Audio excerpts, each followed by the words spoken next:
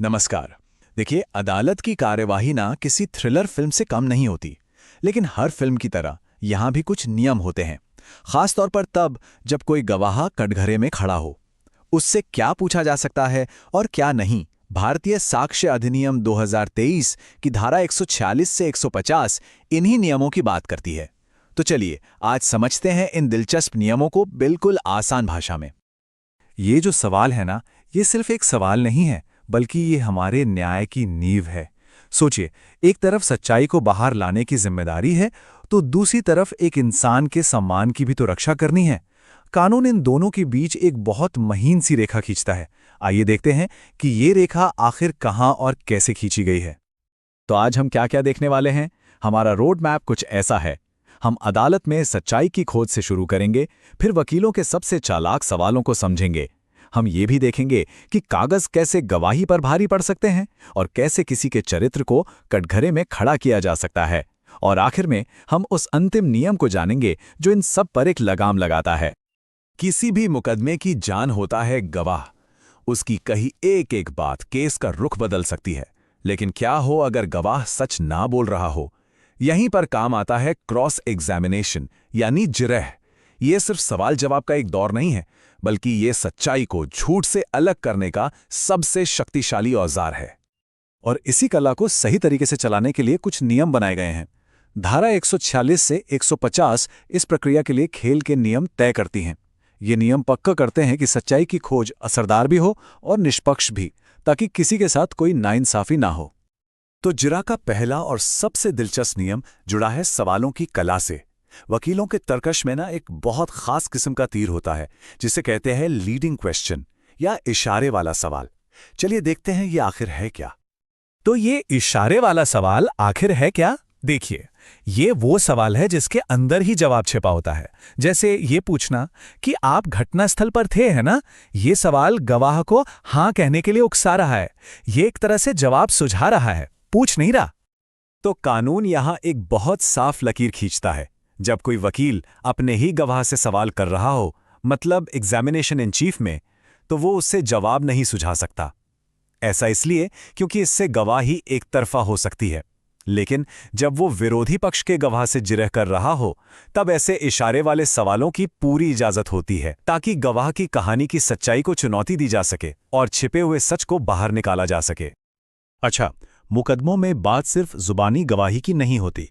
अक्सर कागजात भी बहुत बड़ी भूमिका निभाते हैं। अब देखते हैं कि जब एक लिखा हुआ दस्तावेज और एक गवाह आमने सामने आते हैं, तो कानून किसे ज्यादा महत्व देता है। धारा 147 का सिद्धांत ना बहुत सीधा साधा है। सिर्फ कहो मत, दिखाओ। कानून हमेशा असली दस्तावेज को तरजीह देता है, कही सुनी बातों को नहीं।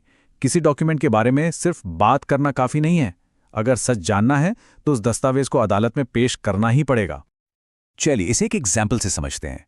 मान लीजिए जमीन के सौदे का कोई केस चल रहा है। एक गवाह कटघरे में आकर कहता है कि एक लिखित कॉन्ट्रैक्ट हुआ था। बस इतना सुनते ही विरोधी वकील तुरंत खड़ा होगा और आपत्ति करेगा। अब कानून के हिसाब से अदालत कहेगी कि ठीक है, पहले वो कॉन्ट्रैक्ट पेश करो। जब तक वो कागज सामने नहीं आता, उसके अंदर क्या लिखा है इस पर आगे कोई सवाल नहीं हो सकता। और एक बार जब वो डॉक्यूमेंट अदालत में आ जाता है, तब धारा 148 वकीलों को एक और जबरदस्त हथियार देती है।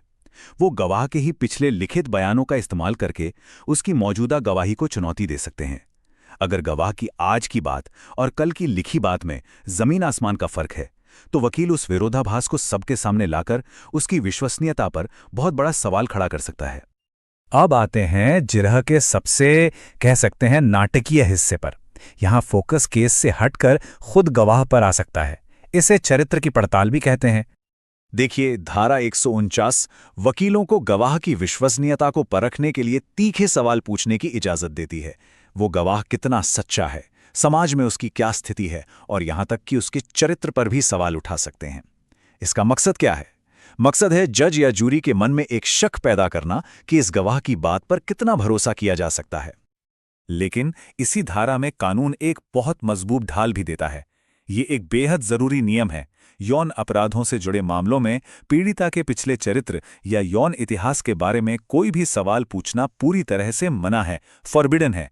ये नियम ये पक्का करता है कि अदालत का ध्यान सिर्फ अपराध पर रहे, ना कि पीड़िता के चरित्र हनन पर। इससे न्याय का रास्ता साफ रहता है। तो अब तक हमने कई तरह के सवालों की बात की, लेकिन इन सब पर एक लगाम है, एक अंतिम सीमा है, एक फाइनल चेक पॉइंट जो सवालों के बाकी सभी नियमों को कंट्रोल करता है। धारा 150 बहुत सरल शब्दों में एक लक्ष्मण रेखा खींचती है, और वो है प्रासंगिकता, यानी रेलेवेंस। इसका मतलब है कि हर सवाल, चाहे वो कितना भी चालाक क्यों ना हो, उसे केस से जुड़ा होना ही चाहिए।